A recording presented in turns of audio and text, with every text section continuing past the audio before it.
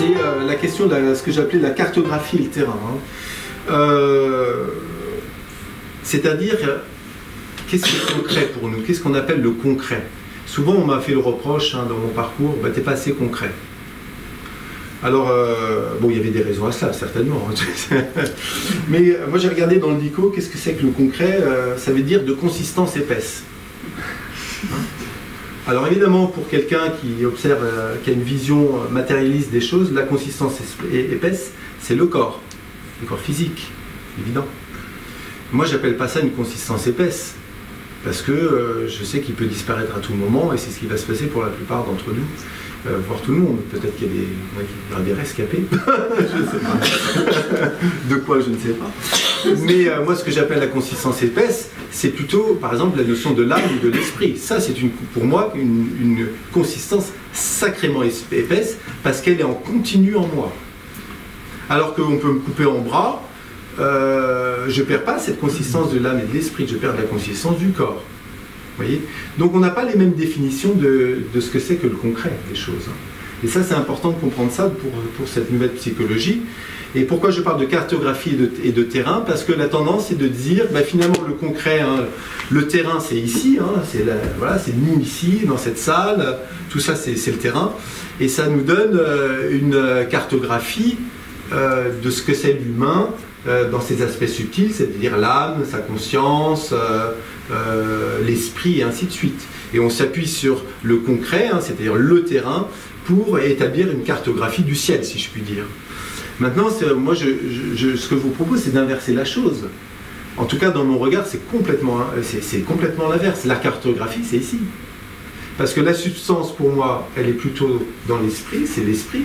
Ça, c'est un terrain constant. Et ce qui me permet de me repérer sur le terrain de l'esprit, c'est une carte qui s'appelle la réalité matérielle. Et j'utilise cette carte pour prendre des repères sur la réalité du terrain de qui je suis.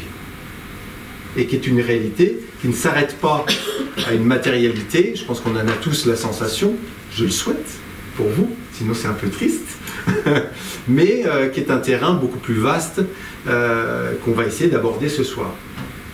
Je pars toujours de l'étymologie parce que c'est ce qui nous permet d'avoir un terrain commun assez concret, parce que sinon chacun mettrait un peu sa définition. Et donc dans le dictionnaire, il y a une chose amusante que j'ai trouvée, c'est quand on regarde comment ils définissent la matière, ils disent « substance dont une chose est faite ». Donc je suis allé regarder qu'est-ce qu'ils définissent comme substance, et ils disent « matière dont une chose est faite ». C'est vraiment ça tourne en rond. Donc il faut aller dans l'étymologie pour aller un peu plus loin. La substance, moi je suis allé ça vient du latin substantia, qui veut dire être réel, c'est-à-dire la réalité d'une chose. Alors la dimension de physique, il n'a de physique que sa fréquence. C'est-à-dire que c'est ce qu'on veut bien en voir. L'humain, c'est beaucoup plus vaste que le corps. Mais si on changeait de fréquence pour aller voir ce qui se passe ailleurs, dans les autres parties de l'humain, on aurait aussi une autre matière qu'on appellerait un corps. Autrement dit, la densité physique, ce qu'on appelle nous la densité physique, c'est juste la fréquence à laquelle on s'autorise à voir c'est l'angle de vue par lequel on veut aborder qui nous sommes. Voilà, voilà, c'est important de dire ça parce que la matière elle nous semble très fixe, et alors qu'elle l'est beaucoup moins qu'on l'imagine. Et je pourrais vous raconter dans les prochaines conférences un certain nombre d'expériences où on change les lois de la physique assez... Enfin, je ne vais pas dire qu'on le fait facilement, mais c'est tout à fait faisable pour voir que la matière n'est pas du tout fixe. Donc la description que je vais en faire est donc liée à la vision actuelle qu'on en a, puisqu'on est tous là à se voir d'un décor. Ça veut dire qu'on a une vision relativement commune des choses et de l'humain, qui reflète une réalité qui n'est pas absolue, mais qui est donc celle qu'on se donne de voir. Comprendre cela revient à comprendre la fonction actuelle de l'homme, qui est fondée sur un principe duel, le principe de dualité, par lequel il entre en reconnaissance de lui-même, et c'est-à-dire nous sommes plus ou moins là pour enraciner notre certitude d'exister. Voilà. La grande question de l'humain, c'est la question de la validité et la certitude de son existence. Je rappelle que d'ailleurs l'étymologie du mot exister, ça veut dire se tenir en dehors de. je trouve ça assez amusant. Je vous laisse philosopher avec. Je ne vais pas aller sur ce thème-là. Donc, l'homme cherche toujours à enraciner sa certitude d'exister. Mais nous verrons qu'une fois que c'est établi, une fois qu'on a cette certitude d'exister, ça ne s'arrête pas là. Hein. Il éprouve le besoin d'établir de nouveaux espaces en lui, et ben c'est ce que propose cette nouvelle psychologie, d'ouvrir cet espace pour voir qu'est-ce qui se passe une fois qu'on n'a plus ce doute existentiel, qui nous ramène systématiquement à une psychologie assez close sur elle-même, qui est faite de doutes, de craintes, etc., et de luttes qui nous obligent continuellement à se sentir un peu plus vivant qu'avant. Hein.